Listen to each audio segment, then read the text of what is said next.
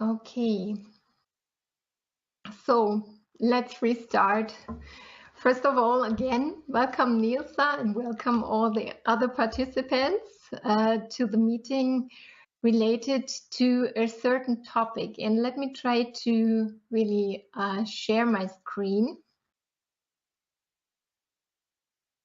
It is about inner peace and Desoma, or the Desoma process. And in the beginning, I want to let you know that this is not a, how can I say it? This is not a fully perfect presentation or something that is in a final state of research. It is something that I really gathered, and I want to exchange related to your ideas and also to your understanding of the topic. And I think there are some people that are experienced in this process and had a confrontation with Desoma. So I hope that we can exchange our ideas in order to develop a kind of de-dramatization of Desoma and to think about how can we come to a more balanced attitude towards the process of Desoma, because I think nowadays in our society we still have the problem that Desoma is really kind of taboo, and it would be really great if we can find some strategies in order to break up this taboo and to really deal with this topic. Right, I will translate for Nitsa, okay? So, Regina falou que ela, com essa apresentação, ela pretende mostrar a coleta de dados que ela tem feito, mas ela está muito interessada em fazer um debate, ela quer que a gente traga as nossas ideias. Ela acha que temos pessoas experientes aqui nessa reunião com o tema de Desoma, e ela quer que essa reunião possa, o nosso debate possa ajudar para desenvolver a dedramatização, para que todo mundo possa desenvolver mais uma atitude mais equilibrada, mais homeostasia, né, dentro do abordagem desse tema de Desoma, que ela vê que em nossa sociedade ainda é um certo tabu, e ela gostaria de achar, junto com a gente, estratégias para quebrar esse tipo de tabu, esse tipo de abordagem que ainda tá mais para, né, mais para dramatização ou patologia. Okay, maybe in the beginning, Nisa, you don't know me and I don't know you. Maybe I can just talk a little bit about my background. I'm Regina. I'm living in Germany, as you probably know. And for some years, I'm involved as a volunteer in accompanying terminal patients in a palliative healthcare unit.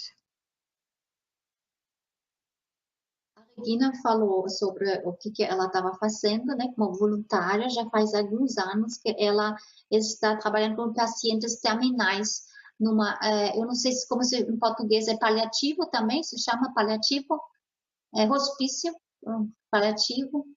Sim, se chama como paliativos. O que nós não usamos mais é mais termo terminal, usa-se paciente sem possibilidades terapêuticas. Ok, ok. Regina, Nilsa said that in Portuguese we don't use the term terminal patient anymore. It's now called patient without possibility, which if I understood right. Okay. Okay. Okay. So how did I come to this work? Maybe I want to talk about this in the beginning, about my personal story, so to say. Some of you might already know, but maybe I repeat it or bring it in a shorter way. I came to this work during, or the idea to work in this field developed when I was confronted with the desoma of my father. It was some years ago, in 2007, he desomated, and I found myself very in a kind of helpless state, not because of the desoma process per se, not necessarily. It was not the emotional part of it, but it was that I felt that I was not really qualified to help my father in his desoma process, and also not my relatives, my family, for example. Isso foi muito interessante que a Regina está falando, por que ela começou com trabalhar com as pessoas sem possibilidades. Ela tem uma história pessoal, onde em 2007 ela foi confrontada com o estado do pai dela. O pai dela desomou de câncer naquele ano. Eu consegui entender tudo, Ana. Ah, que bom. Ok, ótimo. Então vamos lá. Então vamos fazer o seguinte, Nilza. A Regina continua e quando você não entende, você interrompe e fala, ok? Tá bom. Muito bom. Regina, Nilza could understand everything of this part. So I suggested to her that she just interrupts when she does not understand. Okay? So you can go on flow. Okay? Okay, perfect. Okay, and what irritated me in that time was a bit that I was not really, how can I say, I was not too much emotionally unstable. So I thought, is there anything wrong with me? Because it's my father, he is just dying, but I'm not really overwhelmed. I'm not too much in drama, something like that. And this was also something in the beginning that irritated myself, because normally if anyone here in intraphysical society would experience his father to die, everyone would be I don't know, really in a drama, so to say. And I did not experience this too much, so I was thinking about what's the reason for that, and this led me to think about desoma and the process and what can I do about it.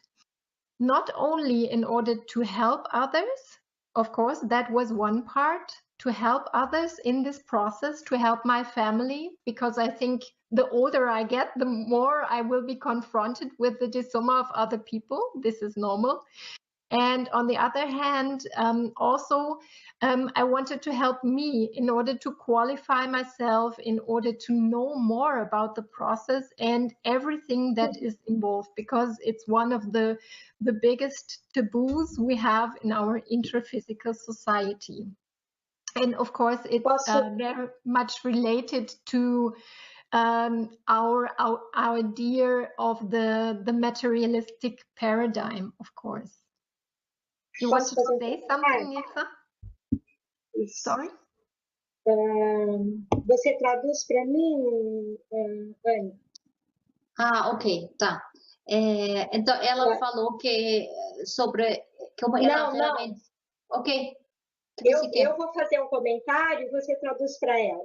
Ok. Você entendeu tudo? Eu não preciso... Tá bom, ok. Entendi.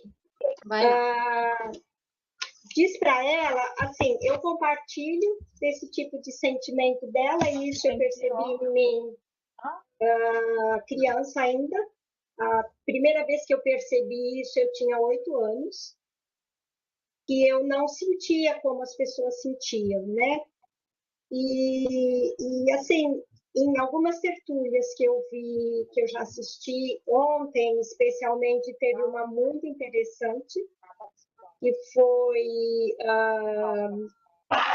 auxiliar dessomaticista intrafísico, foi ontem essa tertúlia, que ele fala disso, que tem algumas coisas que você já sabe, de repente você se percebe que você já sabe, já está atuando daquela forma, né? E assim, que realmente a gente acaba, às vezes, sendo mal visto, porque existe toda esses mitos, né, de que a pessoa que não chora é insensível, mas que não é uma compreensão de que é apenas uma transição. A gente já trouxe isso, né? A gente está colocando agora nos conceitos do paradigma para nomear, acho não, né? Até por isso que o meu interesse no meu verbete foi fazer a alfabetização autoparapsíquica, porque eu comecei, depois da Conscienciologia, a dar nome às coisas que aconteciam comigo, né? Então, eu acho que assim, não sei, eu acho que talvez ela tenha até já chegado a essas conclusões, mas o que me veio é do tipo assim, fica tranquila que está tudo certo, né? Mais ou menos isso. Beleza, Nilson. Eu vou traduzir. Regina, two things. I will translate, and Claudia is already in the room. Okay, that yes, you only. I saw. Okay, good. Nilsa said that what you just said about this, that you did not behave like expected in society. You did not find it a drama. You did not, when people die, normally we think we should be like this and this and this, So she said that she is sharing this sentiment with you, and that she experienced that since she's 8 years old. So she always did see that as a natural process of transition, and understands that it's not good, not well seen by the society when we are reacting like this. And she was talking about a verbete which was delivered yesterday, which was very good about the situation also, or something like that. Okay, so let me continue. Okay. So, of course, as we already talked, this is something I found very funny. Yeah, it says, yeah, I did not think about reincarnation when I was your age either. So I think this is very normal for our society and our materialistic paradigm we have today. And so I thought about, okay, which kind of parties are involved in this desoma process? And of course, it's the consciousness that will desomate. It's group karma, it's intraphysical and extraphysical group karma, and the equipex. And of course, it's also different dimensions. We normally change from the intraphysical dimension to the extraphysical, and there is this time or this period in between where the consciousness might something like jumping from one dimension to another, depending on in which phase of the desoma process he actually is. And I was wondering, okay, how can we prepare for that? Because, as I said, I think there's two sides. We, for ourselves, have to prepare for our own personal desoma process, and there's the other side, helping others maybe with this process, being able to assist others in this process. And I think this is also referred to the verbete Nilsa was referring to, and maybe we come to this later. And of course, I try to approach this topic from this holosoma approach. Of course, we have the first and we have the second desoma. I'm not referring to the third desoma because I think it's something really in the future, right? What I want to talk about is the first and the second desoma. And dealing with that, I think self-knowledge is really key. I think in order to prepare myself, I need to know really my holosoma. I need to know how does my soma function, my energosoma function, and so on. I think this is really interesting and very important to know, because when I sometimes talk to people, we don't really know how does that work. Really, the first desoma, how does it work? How does the desoma deactivate? Because back then, when my father desomated, and not considering that I might experience this over and over again, I found out that I, at that moment, really had little knowledge about how does this deactivation process really happens. So I figured out for myself that I want to know more about it and remember, because I know that this was not the first time that I was part or witnessing the desoma process, but in that moment I was not able to remember it and to know what's going on here. So I think to know about the process per se, and of course to know about my own vehicles is really key. So, and also not only to know theoretically, I don't know, something, where's my liver, where's my lung, where's my heart, and things like that, but also knowing and dominating the other vehicles. I think this is very important. For example, for the second desoma would be very, very important to dominate the energies, to know more about your energosoma, to know how it really works and how you really can come to this point to at least have an easier second desoma and not to give too hard work to the helpers. And I had this idea to question myself, how could we, or how could I really develop flexibility? Because I think it's all about flexibility, and I will refer to this later on also, because if I have flexibility in all my vehicles, I think this will help tremendously in our desoma process and also in helping others with that. I saw just in the chat that Isabelle was asking if I knew already conscienciology at that moment. I started to come to conscienciology in 2006, and my father desomated 2007. So I had little knowledge in conscienciology, and I think already before I had this idea of reincarnation. So this was not really a new concept or a new idea for me at that time. But yeah, in that moment, I could not really remember or really recap some knowledge from past lives related to this. Is that answering your question, Isa? Yes, thank you very much, Regina. This was it. Yeah, thank you. Okay. So when I was thinking about, okay, how can we repair, I thought about some things that could help.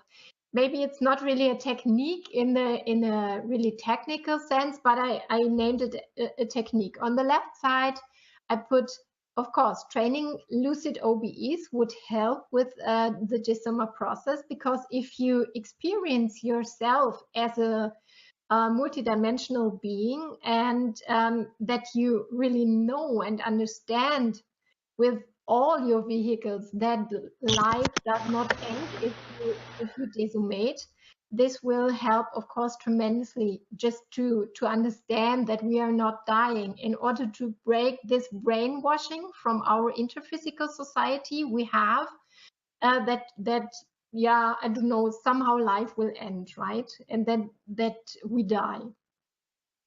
Then what I already tried to mention, loosening the energosoma for also especially the second desoma, I think will help.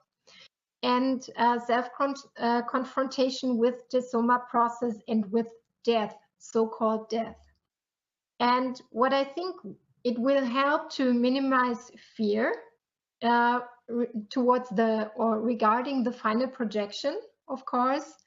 It will help to gain experience and also increase self-knowledge. If we, for example, experience ourselves during a lucid OBE, it will help tremendous in order to see how we function in different dimensions, to see how our psychosoma, for example, works and manifests in other dimensions. Maybe also we can have a clue to which extra-physical hometown we refer and all of that. So I think this can really help. And of course, the idea to detach from our soma, to detach from the idea that we are our soma. Because this is what our interphysical society is telling us over and over again, that we are this body. And at that time, and also before I met conscienciology, I came across,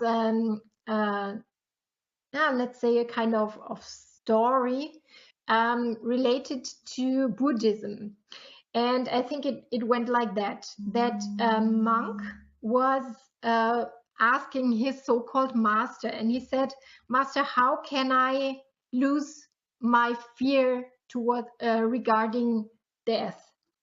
And the recommendation the master gave him was, go to a burial place, and you know, this place where bodies are burned.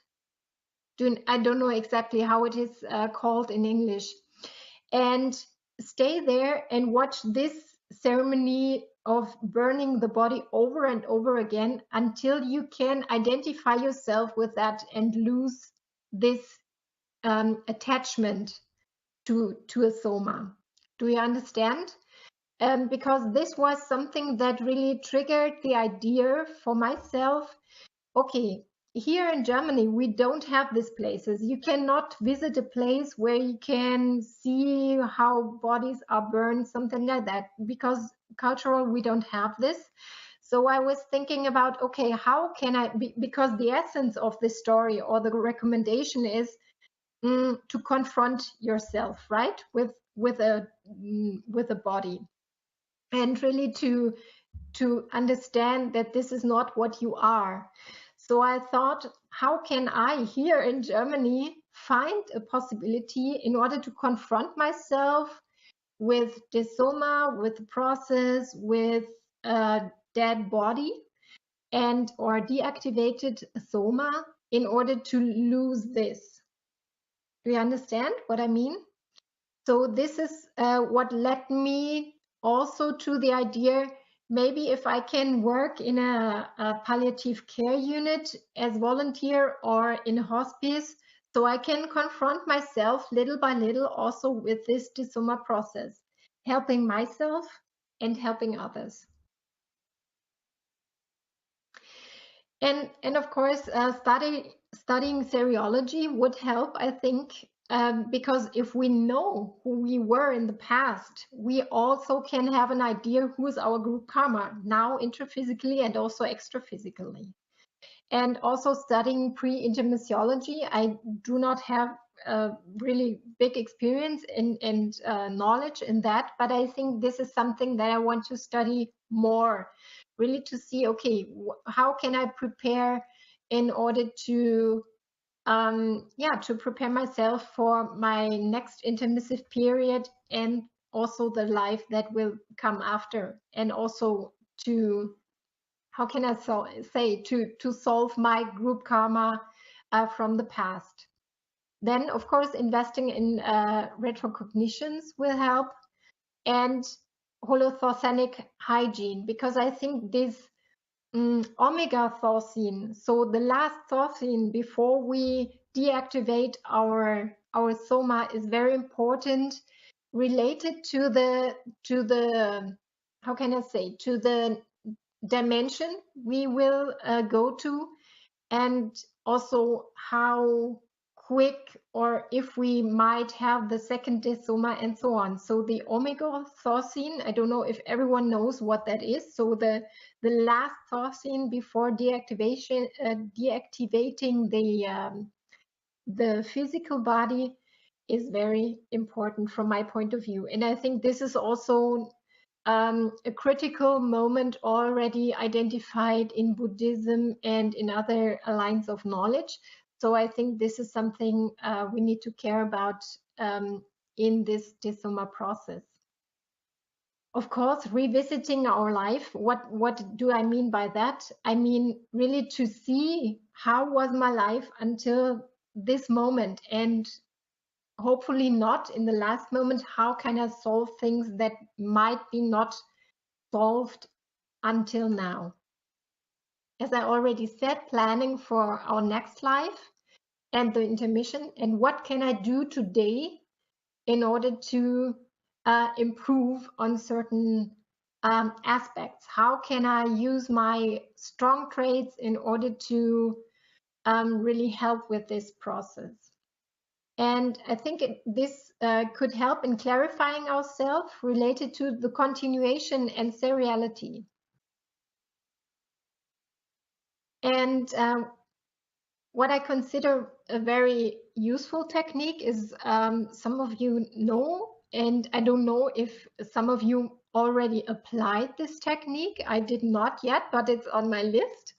The 1 more year of intraphysical life technique. I think it's very interesting in order to foster this inner peace. And this is the headline from our today's meeting, right? To be in peace when we enter the Desoma process and towards the Desoma process. Yeah, the detachment of the physical body, as I already explained today, and I think we can really be creative in how can we do that? How can we detach from this idea that we are the physical body? I think recycling is a very important aspect. And I thought about, and this would be something I would like to discuss later on with you. Maybe we can also develop specific energetic dynamics in 2 aspects, helping others in the Desoma process and also in preparing ourselves for our own Desoma process. And do you think there could be any kind of energetic dynamic we can develop in conscienciology for that? And also creating specific laboratories. Because this year I experienced, for example, the Serenarium. And this was for me a very, very important experience related also to the Desoma process, because this laboratory helped me to experience myself in the intraphysical more as an extraphysical consciousness. And I think this is something that would be a great help, because you really experience that you are multidimensional consciousness. It's not something theoretical. And I think something like that, a laboratory, I have no clue until now how that must be structured or how could this be optimized, but I think it should be something where we have this, or everything related to the body is minimized really to a minimum, so that you can really concentrate yourself on being a multidimensional extraphysical consciousness. Yeah, and why did I say that I consider recycling as very important?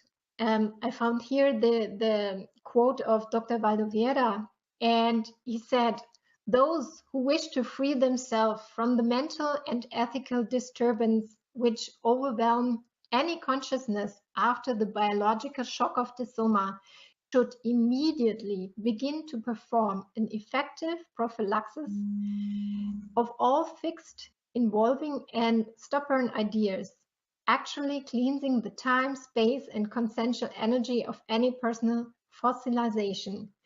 And this is what I meant by flexibility. And this is really on different layers.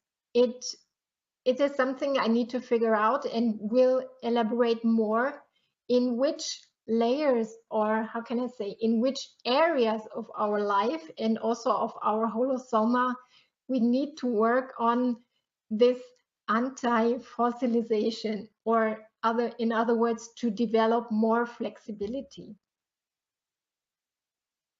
And related to the Desoma, I found this quote here very interesting, also related to omega-thorcine. the most comfortable desoma is that of the existential completist, the personality who has completed all clauses of their contract of human existence that were established before being reborn on Earth. So this praxis, of course, is very important also for this omega thosine, because from my experience, when I work with desomants, I think we call them desomants, right? A lot of people tell me I did not do everything I wanted to do in life. This is one of the biggest complaints people have when they are in their final desoma process, that they have the feeling they did not do everything they planned to do. And the other thing is relationships. Relationships is a very important thing to clean, if you can say it like that, to really balance your group karma, because this is the thing that people really, how can I say, that is an obstacle for a desoma in a peace, because they did not really balance their group karma. They have a difficult relationship with their, I don't know, daughter, son, mother, whatever it is, with a family member or a friend. So there is something still left to clarify, for example, and this is something that is really pressuring people if they are in their desoma process.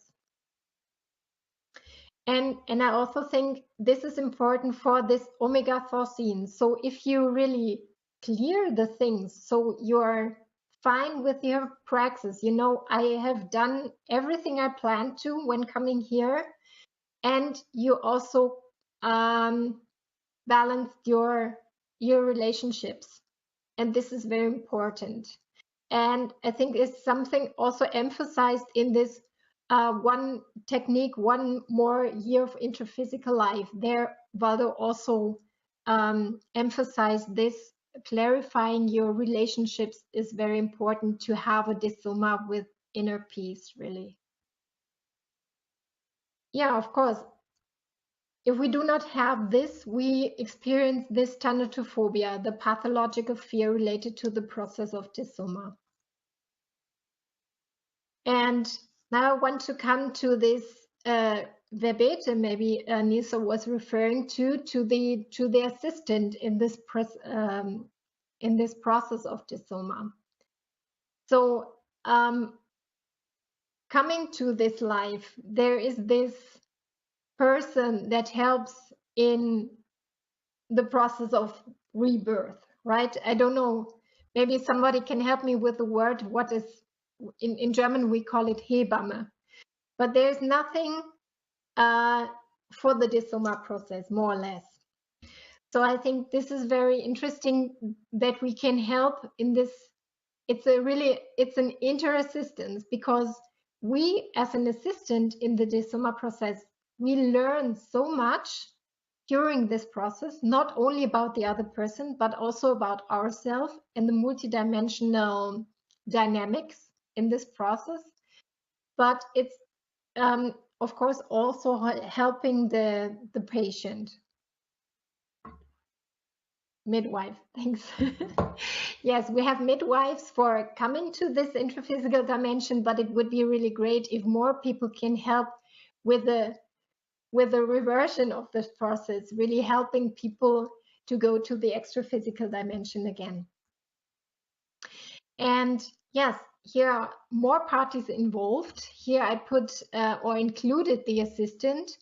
And this has a dynamic where really everyone interacts with everyone. So the assistant, of course, can help work together with the archipels, helping with the group karma and helping the consciousness with his own topics on certain, in certain areas. Might it be with the fear of death per se? Might it be with group karma? Because sometimes as assistants, we can really help people to come in contact, to come in dialogue in order to clear their group karmic relationship. And sometimes with this assistant, this is very much easier than if people try to solve the problem alone, so to say, because sometimes people have relatives they did not talk to for years, and then in the end it's really a situation where assistant can work like a kind of catalyst in order to balance this group karma. And what I put here is that the assistant really works in this area between the intraphysical and the extraphysical, of course, together with a specialized helper, with the archipeks. And the better we can qualify as assistant, as this multidimensional assistant, really, the better it is, because you can help in the, how can I say, on the intraphysical part, helping with dialogue, helping with some bureaucratic stuff that still needs to be done, for example, but it's another thing in order really to connect with the helper of the consciousness in order to help with the Desoma process per se. And yes, maybe you remember this graphic from the beginning. I think the assistant of the Desomant works in the other direction. He could try to start from the mental somatic side and the psychosomatic side and help and work in the other direction of the energosoma of the soma, for example. And of course, Penta can help in that sense. If you're a Penta practitioner and you do this work, this can really help the Desomant in this process, because you can work with the group karma, you can work with the Desomant, for example. Regina, could you go back to the existential radius? Claudio, he said he did not understand the existential radius. Could you go back to that slide and explain again? Thank you. Yes. Okay, here I wanted just to, sorry, here I wanted just to explain that as assistant we can work as a kind of, I don't know if bridge is the right word, but we can try to help the Desomant to go from the interphysical dimension to the extraphysical. And in this radius between the intraphysical and extraphysical, in this we can work in several areas. You can help intraphysically by talking, for example. You can help on the energetic part that is in between. You can try to connect with the extraphysical team. You can try to work with the extraphysical group karma of the Desomant, for example. So you're not just intraphysical, as this is kind of assistant, but you also work as a kind of bridge between these two dimensions in order to help the Desomant to pass, or to, how can I say, to cross this line. Do you understand what I mean? Claudio, he just wrote interfaces, like overlapping area. Right? I think, yeah. Okay. Right. Interface is much better word, like bridge. Yes, I mean exactly this, interface. Okay, thank you. Okay, let me try to here.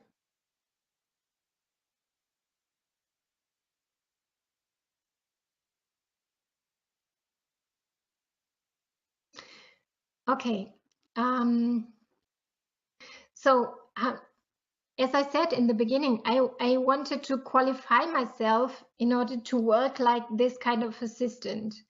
And what I came across during these years I work in this field, I found very important to have respect towards the evolutionary level of the Desoma, because you could not go there to every patient you will meet and say, oh, no problem, you will have just the deactivation of your physical body and so on. So mostly the people do not have this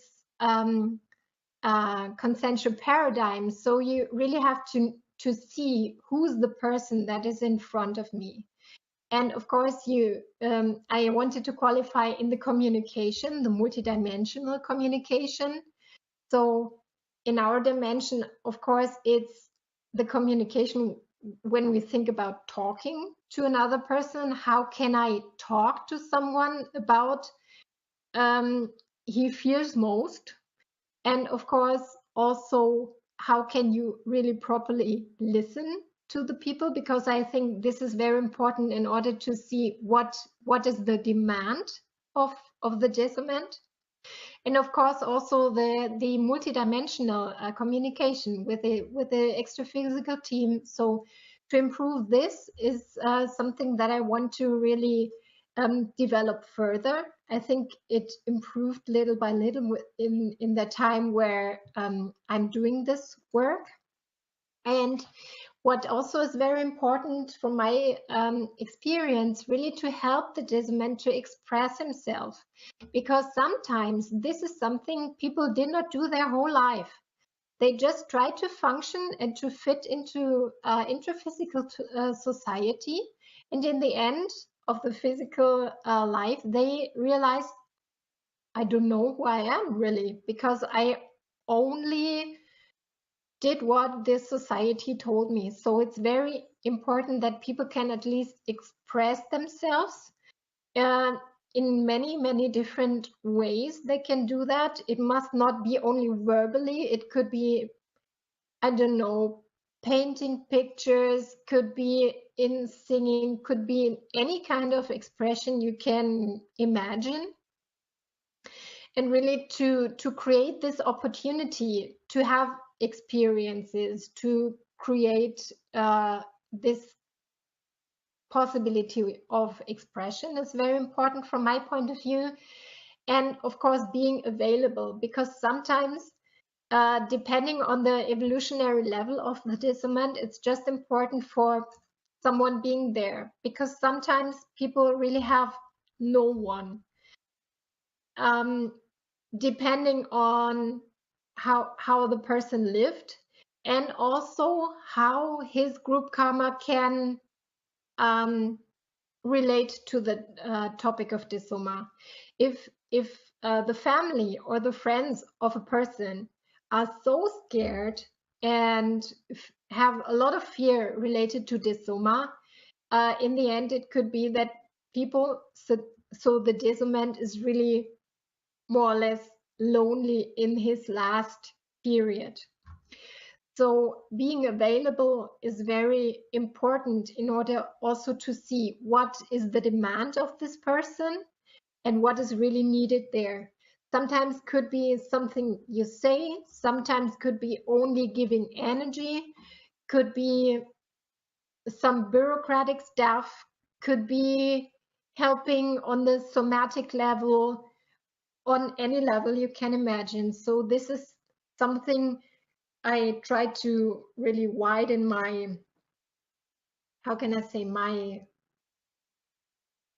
awareness, really to see what is needed and to really accept that it is the Desoma of this person. It's not about me. It's not about how I think the world works and what will happen after this Desoma. It's really in that moment to be with this person. I think that is very helpful in order to contribute to the inner peace also of this person. Now, can I make a question? Of course. Yes. We just had 3 hours ago another meeting with Nilsa about Desoma, and one of our colleagues in Consecutive was she was posting a question to Nilsa, and she answered. But I would like also now know your suggest, because it has a lot to do with what you just said. in her case, she has a very religious mother. She is 84 years, the mother, and the volunteer, she does not really know how to handle the situation. Her mother knows very superficially about conscientiology, but since she's very religious and she has her own expectation of what happens after death, I mean, after the death, she has a certain expectation which is inside the religious pattern, you know. So this volunteer, she asked how to handle the situation. She does not feel like she wants to respect her mother, but then she has all the ideas that we have through our consciential paradigm. So since we are now taping, I would like you to talk a little bit about that, and then we send her the tape afterwards. So maybe you could answer this question. From my point of view, it would be, of course, very important to know what is the idea and the attitude of this person that will desomate, right? It's the mother. Did I understand right? Yes, it's the mother, but she is not in the desoma process yet. She is just old. But she does not see her sometimes for years. So because she's living in Australia and the other one is, you know, in Paris. So she has, she is thinking of how can she help her mother prepare. So this is okay. Okay. I don't know. I think it depends really very much on the relationship they have, from my point of view, because sometimes giving assistance in that sense or giving new ideas is very, very difficult if you are a close relative, because sometimes it's easier for someone that is not involved in the group karma per se in order to give these new ideas.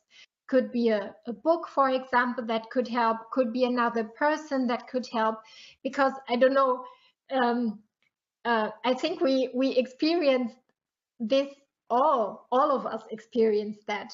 If our mother tells us something, yeah, you should do this and that, we mostly could not just receive this information or this request and leaving aside all the experience we had through our life with our mother. It's not something that we take in a rationalized way. We come always with our emotions and all of that.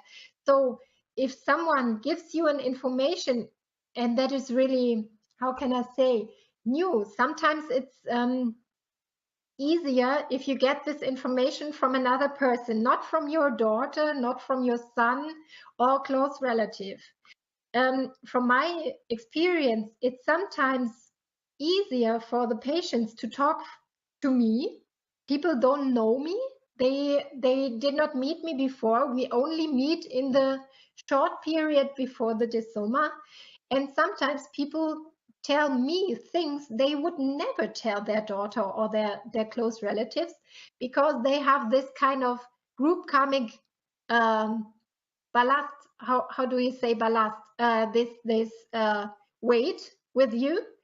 And to me, it's not a big deal, because they think, okay, I don't know her, she doesn't know me from the past, so they could tell me, and they feel really a great relief that they could express something to me they could not express to their relatives. But of course, it could be a good relationship between relatives and there would not be a problem. So I think the kind of relationship is very important you have, if you can really pass an information or if you couldn't. And I think sometimes when I have situations like that, I try to think about how would a helper do this? Because a helper would not try to, how can I say, put information or something on us and we would not be able to digest it, right? So sometimes people experience a desoma and they see a light and a light person and whatever. We think that this is sometimes the case if people have a really religious point of view, and they think, oh, okay, now some light being is coming and helping me and taking me home, something like that. If we think, sometimes I think, okay, a helper would accept this to do that because he knows, okay, this person has a religious point of view, and in that moment the best thing I can do for this person so that he is in a more peaceful state is that I have an appearance like a light being, whatever that might be.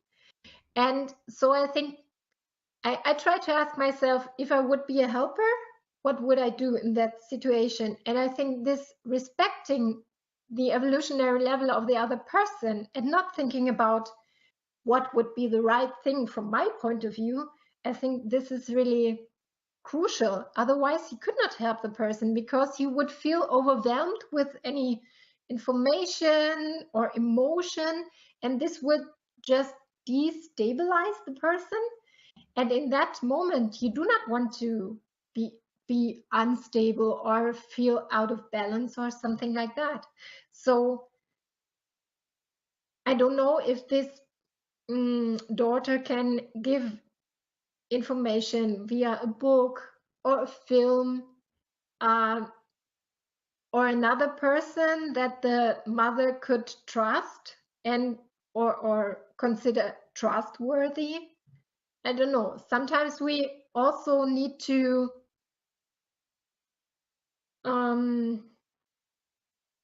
digest for ourselves, to see, I will not be able to pass this information, but maybe I can try to bring some little doubts or ideas. And maybe this is a good step. I think everyone has his own pace in order to digest new information, and sometimes we need really to accept that another person could not make such a big step, you know, but maybe little steps. But of course, I think you could not give a general receipt. You really have to see certain case. Yeah, great. Thank you for this detailed answer. Very good. Thank you, Regina. Okay.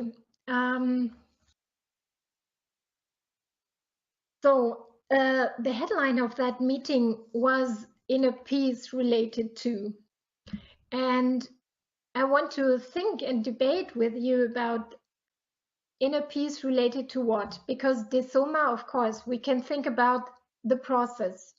We can think about of pain, because some people say, I do not fear death, but I fear pain, being in a really, really painful state. I feel loss. I have the feeling that I will lose everything I had. Might it be here this intraphysical stuff, or might it be people, relation, and all of that.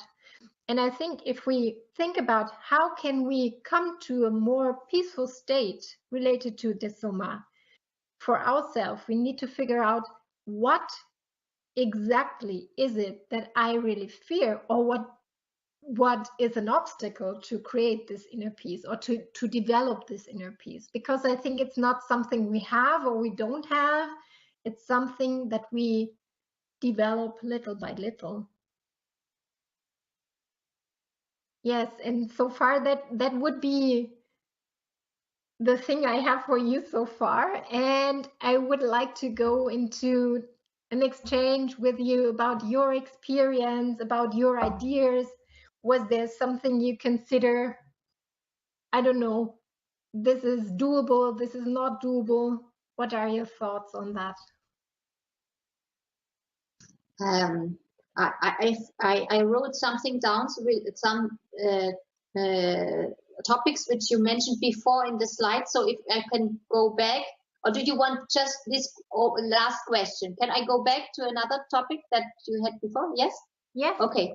Okay. When you said laboratory and energetic dynamics on Desoma, this caught my attention because I never thought of that, but I was connecting to something which Nilsa was talking in our meeting before about Desoma when she was presenting, and she said that in her college of desomatology, they see that even people from conscientiology, we researchers of conscientiology, with all our paradigm, intellectually we know everything and so, but that we still don't like too much to speak about Desoma or to be confronted with it.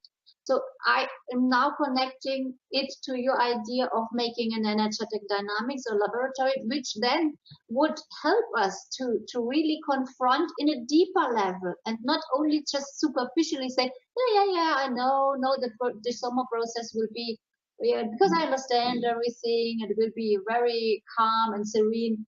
And I consider that very important that we take action like laboratory or energetic dynamics or both of it. So I thought that was very important. And then you talked about anti-fossilization, which you took something from Waldo, and this to be flexible, to always readjust, so it has a lot to do with the recycling process. So, and then the two things that you said, that the soulmates sometimes at the end of the life they say, oh, I did not all in the life or in the relationships, not everything was harmonic. I remember that Eduardo, for our last class in Switzerland last Sunday, took from the site of the College of Desomatology a relation. They have a relation of what people say at the end of the life, why they are concerned, with a lot of the 9 most I would say claim from the patients, and that we take this material to start a debate or or put that in the laboratory or energetic dynamics, because this is very interesting for me, because I think that we still have a taboo or a certain denial process, and this caught my attention that you were talking about the Desoma process. And regarding what you just asked, how to get to inner peace, I think this is a difficult question, very difficult question, very interesting. And I was relating that to our necessities. I think sometimes we just don't know what our evolutionary necessities are. So we are living up to necessities which maybe are external necessities, or necessity which we are imposed or which we conditioned to. But to get really to analyze, to understand, no, I have necessities which is not that what I think, superficially, or what I'm living. Maybe in this, I'm analyzing that for me more and more, that in order to get my inner peace, I have to know more my own necessity, and they are so individual. They are so, I think, depending on my paragenetics, on my past traumas, on everything, so many details where I see that what you said, that the study of Syriaxology is so important. So as long as I don't get to my hollow memory, at least to a big part of it, I think we are more like, very more or less lost in each life, and maybe not living up to our evolutionary necessities.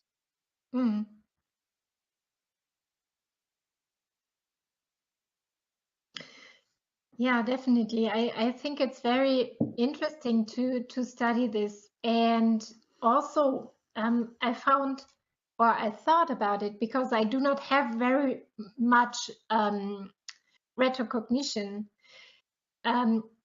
really to find out, okay, what was my last Desoma like, or the ones before, because I think this could eventually de-dramatize this also, in order to see, okay, how can I say, which kind of desoma did I already experience, and also the group karma. Therefore, it's very, very important, because then you, how can I say, I have the idea that lots of us fear desoma because we have some idea, but not really clear. It's not a lucid thing. It's somehow unconscious, that we, after desoma, go back to our extra-physical hometown, maybe baratrosphere, and that we know this in a way, but it's unconscious. And therefore, I think a lot of people fear desoma, because they know, in a way, I will go back to a situation I really didn't like. So if we would know our past, I think this would at least help to have a more realistic view on it. Of course, we could not expect that this was all without drama in the past, and that we only did experience nice desoma processes, because sometimes it might be a process that was forced, that we were in wars or killed or whatever it might be. So I think we also would not like to remember this in too much details if we do not have the stability in order to cope with that. But to have this more clear, and I think paragenetics, what you mentioned, also how can I say, comes into this. It's somehow connected. That would help. But this is a large field of being more lucid, recovering your cons, for example. And what I think for myself, for my own studies, is that this holosomatic approach might help me. If I really, because you were talking about demands, if I really understand what is the demand of my soma in the process, what is the demand of my psychosoma, because what I see is that a lot of people have this fear. They're totally unbalanced in their psychosoma, for example. And what Nilsa said maybe is that we, in conscienciology, we're acting like we do not have a psychosoma anymore, because we are already so evolved that we almost do not have a psychosoma anymore. But I think that we can, how can I say, we can make our psychosoma our companion, our, how can I say, I don't know the English word for Verbündeter, you know, so that we can really find out where is really the core of my fear. That we most of us have fear, that's without doubt, I think, although we have the consensual paradigm. But really to go to the root, to the core of this fear, where is it? Do we have fear of the pain? Do we have fear of the loss? And where in which kind of area is the obstacle to have a smooth and really tranquil desoma?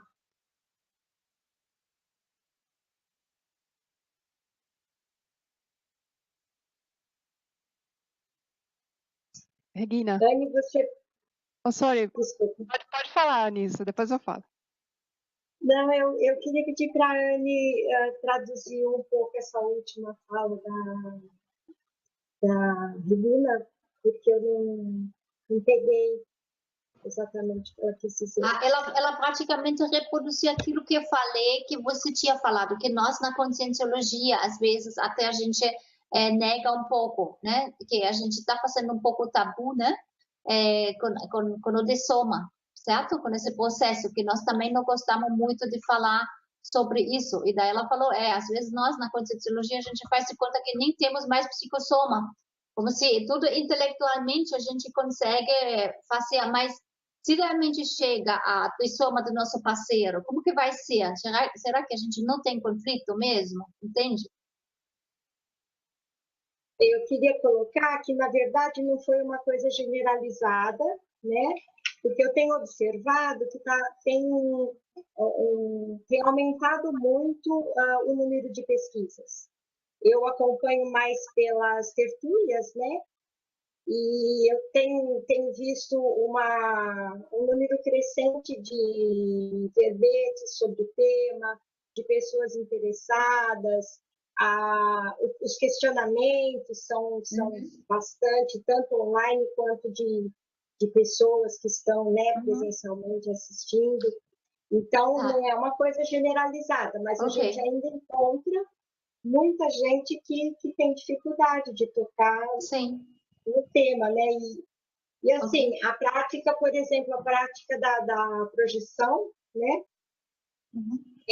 Ela já, a partir do momento que você está fora do corpo, que você está vendo os seus familiares, você começa a desmistificar tudo isso, né? Então, é muito importante a prática do parapsiquismo. Sim, sim. Regina, Nilsa just said that when she said that we in conscientiology as a group, that the group saw that we still do have not a very healthy approach with Desoma. She said this is not. She did not mean that it's generalized that everyone, but that they saw as a group that there are some persons who still have difficulties, but now she sees that there are a lot of more verbetes and good questions, and people are approaching now more and more the Desoma process. So this is a healthy now tendency, okay, that she saw, that she's seeing. Another thing,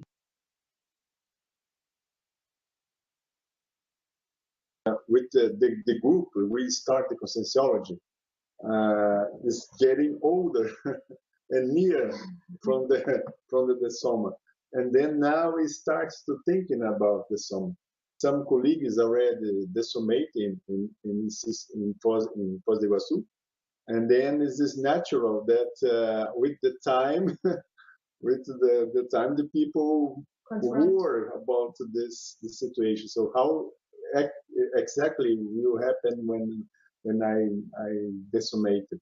And I think another thing, not only the loss, but in our case, maybe the sensation or the doubt if you really accomplished your existential program. And then you feel this fear of that because you think maybe you need more time to do something. We had the experience with a colleague in Manaus. He's almost died. He had cancer, and then he told us that he make a negotiation with the helpers of the evoluciologists to have more time to write a book, for instance. And we noticed that in the last period of the life, he was depressive, with depression, worry about the Desoma. Maybe he was not so comfortable with this. The life was ending.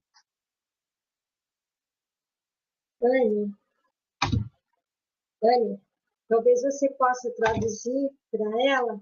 É interessante a história da Bárbara Cioto, né? Você conhece? Então, ela teve uma mini praxis, né? Para escrever o livro esse tempo, né? Bárbara, sim. Bárbara Cioto. Sim.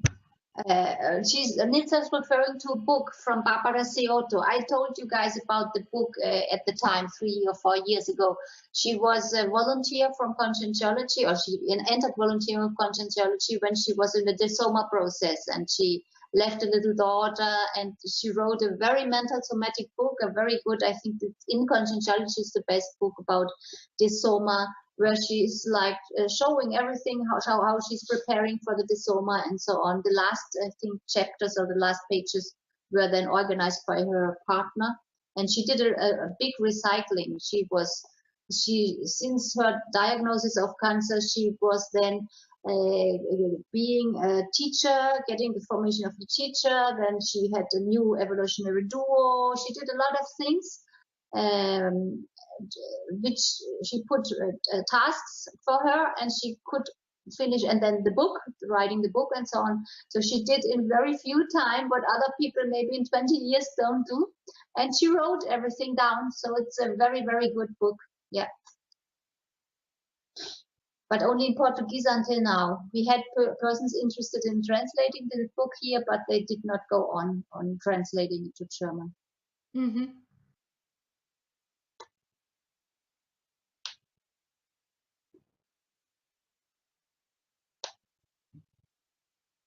Hi, Regina. I can ask you something or bring to the debate if I have thought about it. I was thinking about when the person is in coma, if it could be a healing process for both parts, the ones who are there and the ones who are, because when they are in coma, they can be a few weeks, few months, few years, and we don't know what's going on in that process and how someone who is helping like you are with them, what should be done. Then I was thinking about the omega-13. What is the omega-13 of someone who just came into a coma? Does it happen? So I was very intrigued by this, or if this is like a healing process also for those who are dealing with the pain of the person in coma. I can give a personal example that my father was also died in cancer also 2007, and he was some, I guess, 10 days in the CTI, and I guess in the few last days he was in coma. But the process was so suffering for him, and I was getting tired of seeing him suffer. So in the end, I wanted him to pass away because I knew that there was no turning back. So in the way that those last days that he was in coma for me was some sort of healing process, you know. And I was thinking that when we have this person who is already dying, that you don't know that there is no way to come back, then you can be prepared for it. But I was thinking also about accidents, you know, how to deal with a person when someone dies in an accident. I can give an example. It was the 8th of September that my mother-in-law died. So I have told you about this. I have been to the funeral and everything. She was already a little depressive, didn't want to take medicines, and one of the sons found her dead and everything. It's okay. And when the process, she was buried already. And my husband is going every weekend to the countryside to for helping to prepare, you know, in the apartment to take things out of there, bureaucratic things. So this weekend he was going there now for signing some papers, and the brother-in-law of the mother is the one helping Timo with the, you know, signing papers and things like this. So now on the 10th of 11, I was in the supermarket with Timo, and then his cousin called and told that this guy died, the brother-in-law, who was helping him. But you know how he died?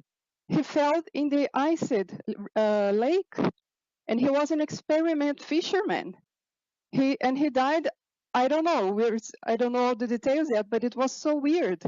But because it was something that, okay, it was exactly almost 2 months after the mother, and his aunt was totally, you know, despair because she's the one who found the husband drowned in the iced river, you know.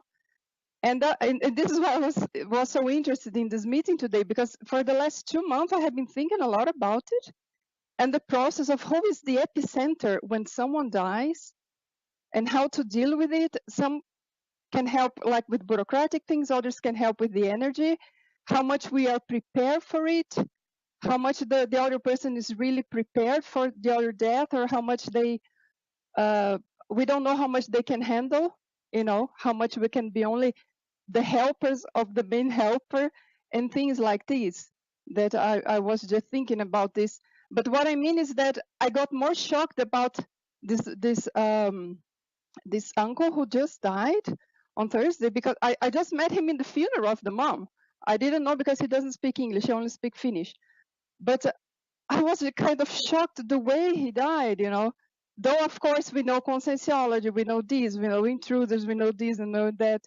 And this is what I wanted to bring to the discussion, that when you have like a coma, you have more time to prepare for it. But how do we deal when there's an accident and this kind of thing? Because then it's a shock for like both sides, you know. I don't know if you have thought about this. This is what I was asking you.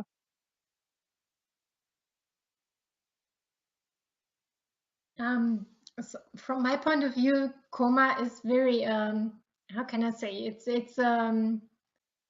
you can watch this from several perspectives. It depends of what kind of coma is that. Is it because the person really is in coma, or is it a kind of artificial coma? Because sometimes this is done in order to I don't know the English word, to sedieren, so that people really feel less pain, that people are not annoyed, something like that, because sometimes people have so much physical pain that they try to remove all the medical stuff they have there. So sometimes you put people really in a artificial kind of coma in order to help him to cope with this situation, right? I think on the somatic point, or from the somatic point of view, this is something that really can help a person. But if you think about the lucidity a person have, I'm not sure if this is really a good thing to treat someone. So I do not really have an answer like this is good or this is bad, because it depends on the situation from my point of view.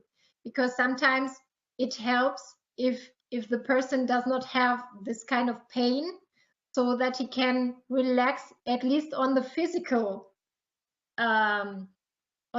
level, that he is not only involved with all his holothoughine related to his body, just suffering from pain, you know. I think you really need to look at the case, what is there. Sometimes I think it only could help really to see the multidimensional aspects in order to see what maybe would be best for the person. And it's really, there are so many people involved: the doctors, the nurses, the relatives, the patient, the extra-physical team. So this is really a complex situation. So I think you could not say this is good or this is bad. In general, you know, I think there's not a kind of receipt for all situations. Sometimes I think when I have a situation with a patient that is suffering cancer, for example, sometimes I have this idea, maybe this could help the person to do a recycling and to deal with his life, really to being pushed to clear his relationships, something like that. Because if he had a sudden death, he would not be able to clarify some situations, some relationships.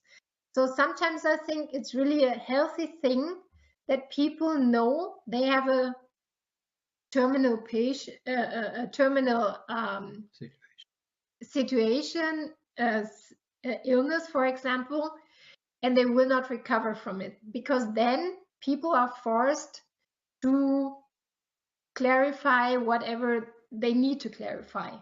At least they have this perspective. Of course, people are good in ignoring that and trying to not see this situation, but at least they would have the chance to do that. If there's an accident, for example, people would not have this situation. So in some situations, I would say having an illness that gives you at least, I don't know, 8 months or whatever the time might be, could help you. Although we normally would say it's horrible to have cancer or to have an illness like that, you know.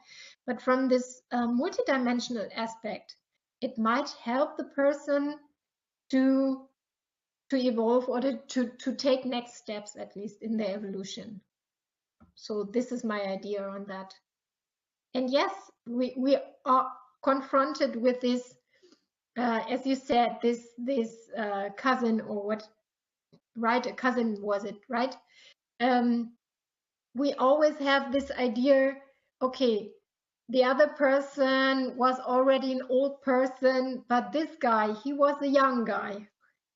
And now he is suddenly decimated. So sometimes we also, I don't know if this is your case, we have this idea of this is not fair, or it's some kind of shocking. We once had a very, very young person in the hospice. He was 18-year old. And the first situation of all the people involved was, he's just 18, you know? So this is also sometimes where we are really conditioned in order, okay, if somebody is 80, that's okay, that's fine if he decimates. But if he's just 18, that's different stuff, right? Or 8 or young, what we consider as young. I don't know. I guess it's important to be in the condition. Annie, I don't know the translation, I don't know the word in English, but what they call about the sobrepairamento. When, you know, when we are in a condition that we can put ourselves in a more cosmoetic level, like we can put ourselves in the position of the extraphysical helpers. In this case, when someone dies, like someone was already supposed to be to die as a child because it was the best for that consciousness and things like this. So when we start thinking more like, I don't remember in English. In German it would be einen Überblick, einen generellen Überblick haben über alles. Also dass man über den Sachen steht, dass man von oben, ne, die Sachen sieht. Have an overview or something like a cosmovision. A hover. So prepared a hover. Yeah. Hang suspended, yeah. Float on, yeah. Yeah, Professor Valdo has a verbete about it, I guess, in 2011. But they talked about this yesterday in the tertulia about the Desoma things. Also, they mentioned about the sobrepairamento, that sometimes we forget we are in our egoistic view that we have like every day, and we actually have every day to train this sobrepairamento, to have this view, to think, to start all the time thinking like the more evolved extraphysical helpers. This is a good exercise for helping us, I guess, to dealing with the soma. I don't know. Thank you, Regina. Thank you for bringing that. Guys, it's already 9:07. I would like really to give Nilsa the opportunity to talk about their initiative from the Invisible College of Desomatology. I don't know if we still would have time or if you would like to share some other things. What do you think? Bom, Nilsa quer falar? Você traduz para mim. Primeiramente, Anne, eu não sei exatamente em questão de tempo o que eu poderia abordar, né? Eu percebo o grupo num nível bastante aprofundado de pesquisa, de questionamentos, e que são coisas que eu também estou questionando. Então, não sei o que eu teria para trazer que pudesse ser produtivo para o grupo. Ok. Se você me indica. Então, é sobre essa iniciativa que vocês fizeram, esse convite. Talvez não foi claro quando eu expliquei para a Regina bem rápido, eu só mandei o convite e não traduzi para inglês, tá? Mas eu vou explicar para ela, né, para sintetizar um pouco, tá? Regina, the initiative of NILSA is an initiative that they started in 2012 to send to researchers of conscientiology an invitation to do some kind of events, debate on Desoma in the month of November in order to demystify and also to help the extra-physical consciousnesses which might be stuck and so on. So our meeting now was like what they wanted to see, like that some researchers come together around the subject of desomatology, and she said that she saw that this debate was a very profound level already, and that she has the same questions as we have. So she considers her also a student of desomatology, and she would not now know what else she could contribute at the moment. Okay, but the initiative was exactly what they wanted to have, so that some people discuss about Desoma, to demystify, to bring an evolutionary approach to the issue. Ah, this is great. This is really great. One thing, when Nilsa now said to help the consciousnesses that might be stuck, what came to my mind is that yesterday, Stefan and I, we visited a concert here in Frankfurt in the opera. And it was about, there were several film musics. It was a big symphony orchestra playing live film music. And what caught my attention was the fact that they also played a theme of Schindler's Liste. I don't know if you know that film. I don't know what is the English or the Portuguese title. It's about the Mr. Schindler, the guy that saved some Jewish people during the Second World War. Lista de Schindler. Sorry? Lista de Schindler, è un nome it's the name of it's a Portuguese name, and everyone knows the movie. Okay. Okay. And what was really interesting, that in that moment when I heard this, of course, one thing is it was a really huge orchestra and it was live, and it was really, really amazing to hear that. But what I also had were in that case, not too much in the other pieces they played, but especially in that also, that I had a lot of vibrational state in that sense, and that I also had this idea to all the consciousnesses that were involved in that. So I thought about Schindler, and I thought about the Jews, and what might be now their state of being maybe in the extra-physical, maybe still being intra-physical. What about Schindler and all of that? And so I thought that was very interesting, that I think with this energy released there also, with this kind of music connected to this topic, that this might also be something that could help energetically to, I don't know, to at least help. In what way, I could not perceive, I could not see, or something like that, but I felt very, very much energy about that. And maybe this is also something that could help people in their desoma. For example, I had once a patient, she was very involved in classical music. And this came to my mind during she was in her desoma process. And I put on music for her, a kind of music she liked, and immediately her breathing was more relaxed, and her body was more relaxed, not that kind of tension she had before. And maybe we can also think of something like that in order to help on the energetic level with music, for example. Yeah. there anything else, guys, you wanted to add, you want to comment, you want to contribute?